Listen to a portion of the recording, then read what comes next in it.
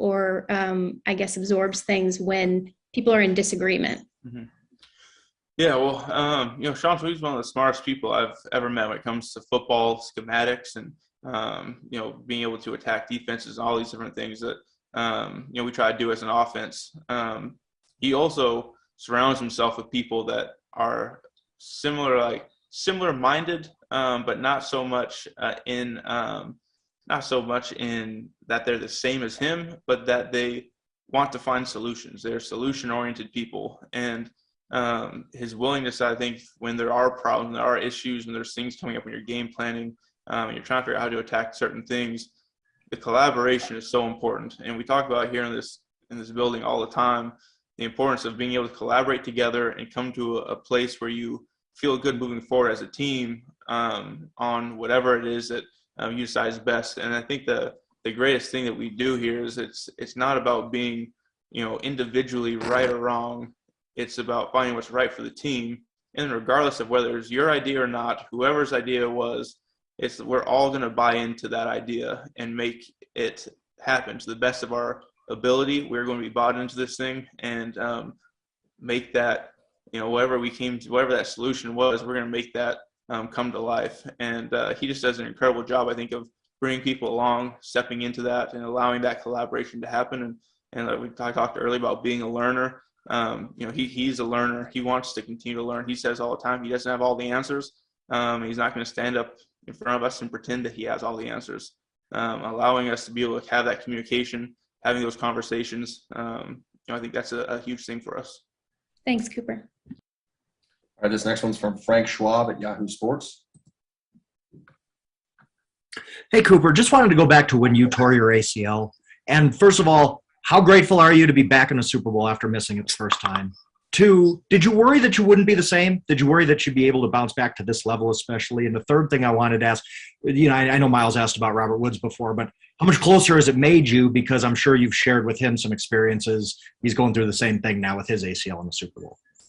Yeah, so, missing that Super Bowl, that's one of the hardest things I've been through. The conflict it creates in you when you are both cheering and pulling for your guys, the guys that you come in here that I have touched on. I just have so much respect and love for the guys that I get to play this game with, and you want them to succeed. And, being in the space where you're pulling for them, but you know that every step of the way, every time they do succeed, it just hurts you that much more because you want to be a part of it as well. And so there's just that conflict within you that's both equally wanting them to succeed and do it, but also wanting to be there and knowing that you can't be a part of it like you want to at least. That's a very difficult thing to go through. And but like I said, I love that I'm very thankful for the opportunity to get this perspective, that perspective of the importance of, grasping onto your guys, grasping onto the people that have made it so important and enjoying every moment with those guys. So now being in this place, I think I carry that perspective with me of enjoying this process, enjoying the moments, enjoying each day I get to come in here and prepare for this game. And then, talking about the recovery from the ACL, I guess, I don't think you can go into it I didn't go into that, looking too far ahead. I think it's a difficult thing looking too far ahead when you're going through really like the first steps are just getting your knee to bend again. You're just like, okay, can we walk? Can we jog? Can we run? And then you're not even to the football stuff yet. So it's really taking those small incremental steps. And but at no point was there any doubt in my mind that I was going to come back and be better than I was before, because I felt like I had been given an opportunity now to rebuild myself exactly how I wanted to. I could teach myself to run the way that I wanted to run. I could run routes the way I wanted to run routes. I could cut the way that I wanted to cut, and, eliminate any bad habits and be able to move into a place where, all that stuff is as efficient and dialed in as I can possibly make it, filming every opportunity I can to kind of see that I'm grooving these good habits, from the ground up. So, I took that as an opportunity to kind of make myself better and feel good coming back from that. And, I know we're transitioning to Robert. I know he's going to take that same mentality. He has a great team around him. The guys that we have here in the training staff are world-class and are going to do a great job. And the mentality he's bringing in every single day, the work that he's putting in, is just going to allow him to get better and better and better. And, it's obviously a terrible thing that has happened, but this will be turned around for good. So, we've been able to talk a little bit kind of about the difficulties that you have to go through, just the mental, I guess, gymnastics of dealing with an injury like this during the season. So I'm also glad that I was able to go through this and can kind of share in that with Rob. Thanks very much. All right, up next is Ben Spiegel from the New York Times. Hi, Cooper. I was wondering how, as someone who disguises his routes so well, how you do that and how you approach doing that. Yeah, well, I can't tell you all my secrets. It would be untimely of me to kind of say too much about that. But, I think there's something about, trying to make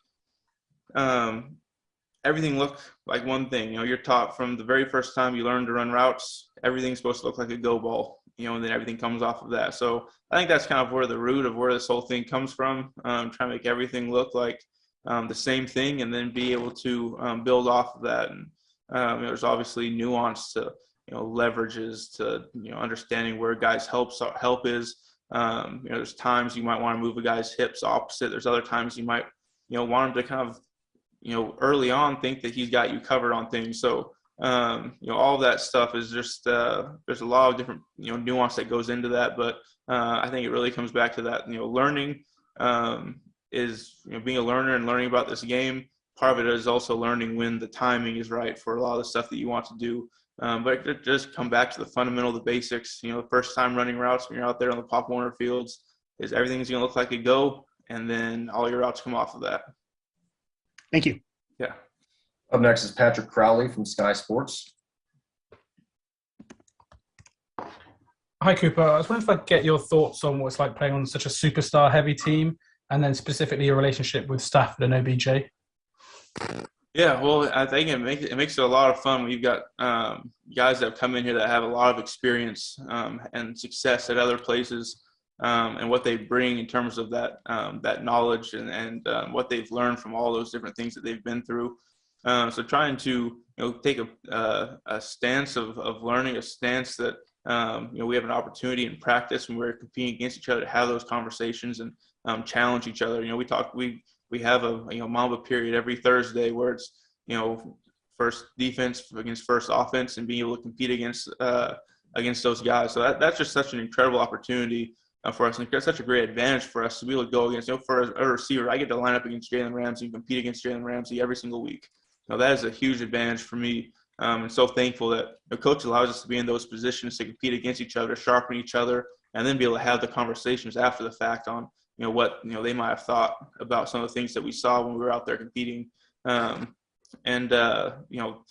the stuff that that a lot of things outside of this building, a lot of people outside of this building talk about not being able to have guys that have had success elsewhere come in and integrate into whatever culture it is that we're building here. But because of what we've done here and what Sean has done and what the coaches have allowed us to step into, what they've encouraged, what they've I think grown in each of the guys that have played here for a few years. The standard that's been set for how we handle our business. You come in, you're going to be yourself. We don't ask anyone to be anyone other than themselves, but you're going to do your job. You're going to do your job to the best of your ability, and you're going to prepare to do your job to the best of your ability and respect the guys that are coming on that field and playing alongside of you. Having respect for them and making sure you're carrying your share of the weight to be able to execute so that your defense, your offense, your special teams, whatever it is, can be successful. All right, up next is Steve Serby.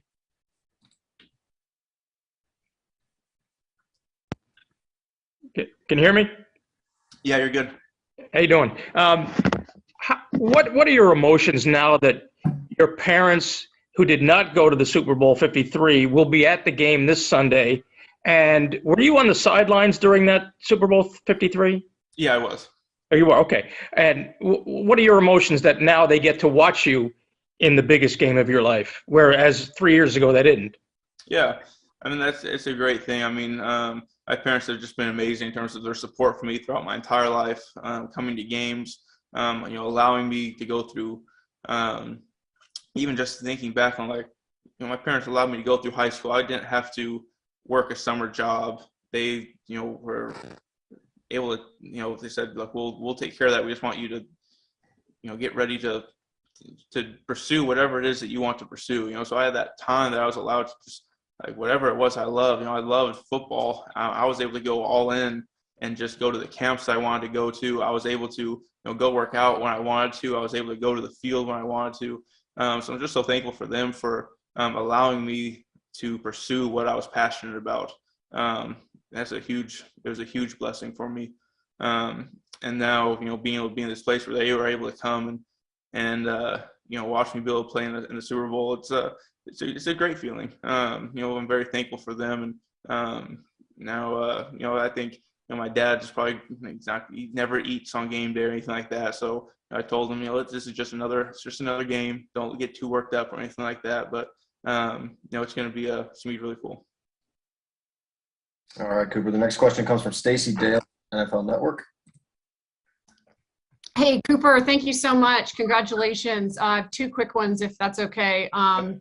A lot of the receivers I talk to that are elite in the NFL speak on visualization. How does the art or practice of visualization work into your expertise at the position?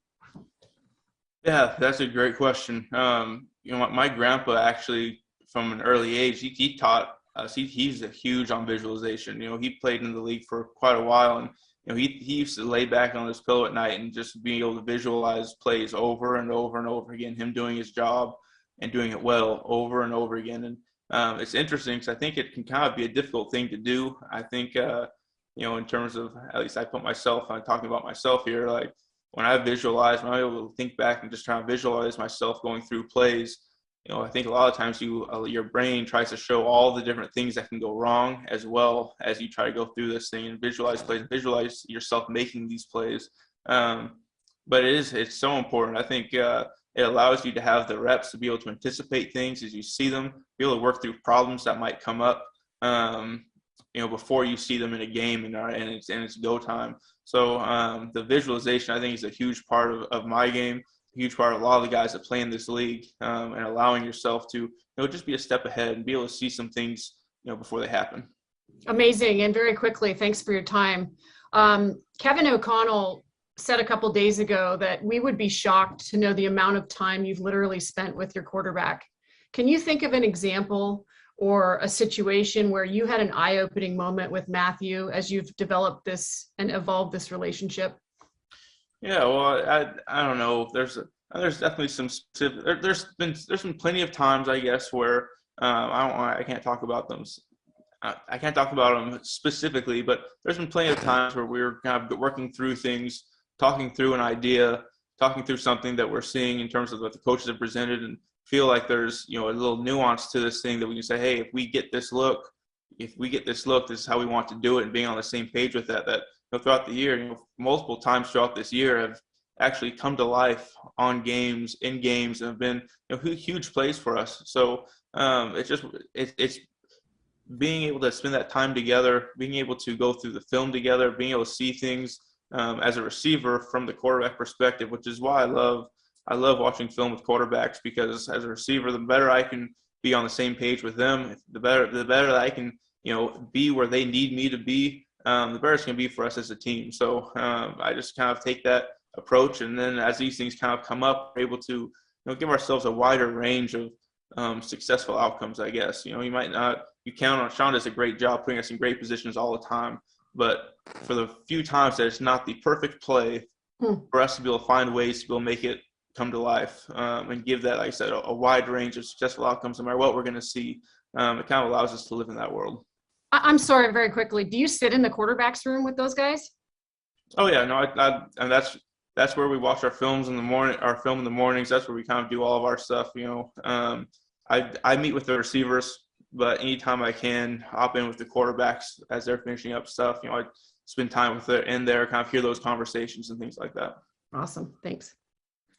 Up next is Emmanuel Morgan from the New York Times. Hey, Cooper. So when you look back to like when you first got in the league and when you were in college, what one or two skill sets do you think you developed mostly that kind of helped you get better at getting open? Yeah, well, I think I think quickness is kind of a piece of football that isn't talked about enough. Speed is a luxury in my mind. Speed is a luxury. Quickness is a necessity. If you can't separate and create separation at the top of routes and be able to have enough twitch to be able to move people at the line of scrimmage and things like that, I think you have a hard time separating in this league. And there's certainly guys that can get by without it. Guys that have are longer, have great catch radius, are able to make contested catches consistently. There's certainly ways around that. But quickness is something that I've tried to develop, and as early as I can remember, it was always a point in the off seasons of kind of developing the quickness, and then also being able to maintain it based on all the different cuts that you do. And so that's kind of something that for me, I think is a big advantage. For sure. And then a quick follow up. How did Nick Edwards kind of help you when you were in college, and how close are you with him now? Yeah, so when I came in, when I got to Eastern Washington, he was just going into his senior year, and really because of the things that he had done throughout his 5 years there, it actually allowed me to redshirt that first year because we had 3 All-Americans there. Nick Edwards, Greg Hurd, and Brandon Kaufman were 3 All-Americans there. They also, the fourth was Ashton Clark, who's a great friend of mine, who's a really good receiver as well. So those 4 guys really, the things that they had put on film and the players that they were, gave me an opportunity then to redshirt and continue to learn, continue to grow as a football player. So then Nick, ends up transitioning after 2 years to becoming my receiver coach. So we were able to grow together kind of through that whole process as well. And he's meant a ton to me. He's, as a coach, challenging me, pushing me, kind of instilling me the attitude where he is a learner as well, and he wants to be able to be the best coach that he can be in this league. He wants to give his guys as many tools as possible, and being able to have a coach like that was a great blessing for me. And yeah, we still stay in touch. We talk all the time. All right, up next is Kurt Sandoval, KABC. Hey, Cooper, it's such a commitment to get to this level. When you look at some of your teammates, whether it's Andrew Whitworth, Robert Woods, Aaron Donald, and their commitment, if you were talking to a 16 to a high school student or a college student, what would you tell them that separates God-given talent, commitment? What piece of wisdom would you offer a young adult? That's a great question. I think pushing through when times get difficult. Perseverance is an incredible trait to have as an athlete, as a human being. Let's just talk as a human being in general. Perseverance is, if you have perseverance, you're gonna be able to push through a lot of things into some really great areas. There's a lot of difficult things that you go through in life as a football player, certainly, but in life in general, there's a lot of things that get thrown at you, and being able to persevere, being Leslie calls it anti-fragile.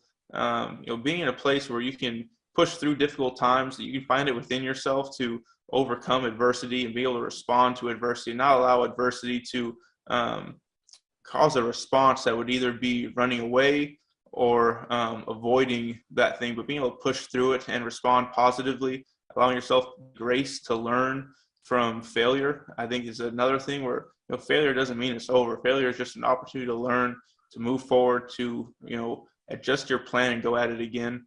I'd say perseverance. Having perseverance in this world is, I think it'll get you a long ways. Really appreciate it. Thank you. Yeah.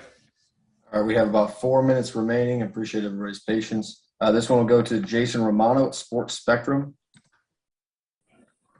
Yeah, hey, Cooper. This is so great that you're here doing this, and we follow you on Instagram. You post 1 Corinthians 9:24-27, which talks about running the race and getting that prize. It's been quite the race that you've run this year. When you think back to the beginning of this year and where you are now, what do you think is the great lesson that God has taught you and shown you when you look at this year? Man, that's a wonderful question. I think the thing that he has taught me is that you will find that you are most fulfilled. You'll find the most joy when you are rooted in your purpose, and specifically rooted in His purpose for you. And that to me has been one of the best things about this year. Beyond all the games that we won, beyond all of the honors, accolades, whatever it is, I've had so much fun being able to play this game. And my motivation, like I touched on earlier, my motivation coming in to every single day is to run the race in such a way as to honor God and the passions and the talents that He has given me. And when I'm rooted in that, I am in a great place. I am able to play freely.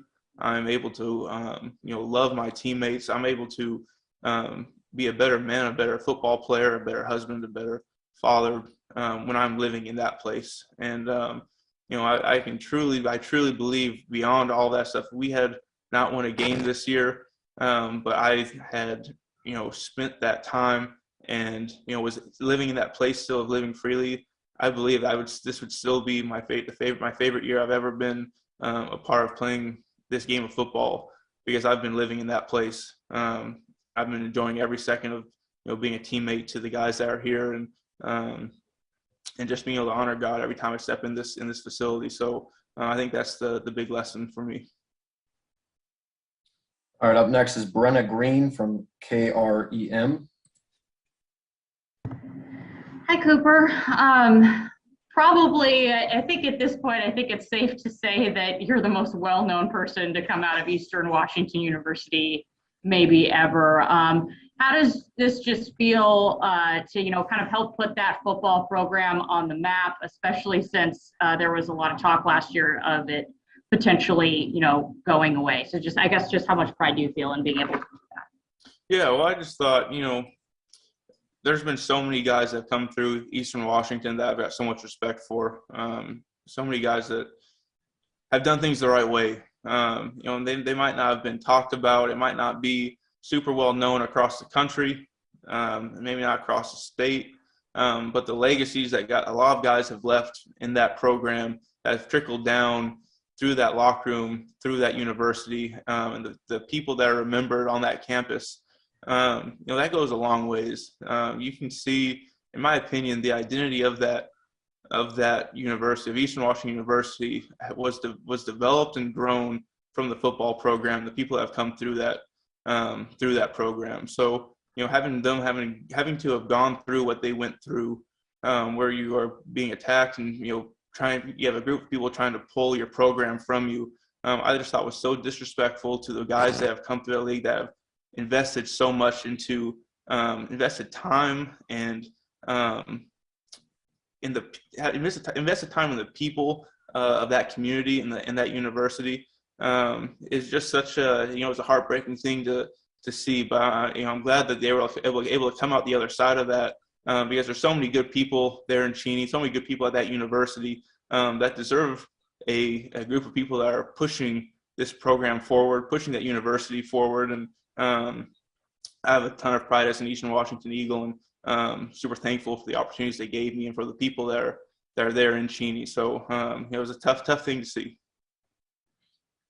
All right, unfortunately, we are out of time. But Cooper, thank you very much for the time today, and thanks everybody for joining. Yeah, of course. Thank you, guys.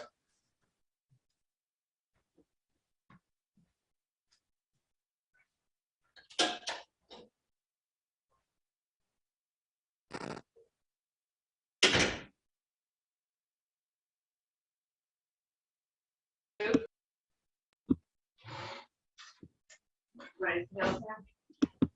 Well, yeah, turkey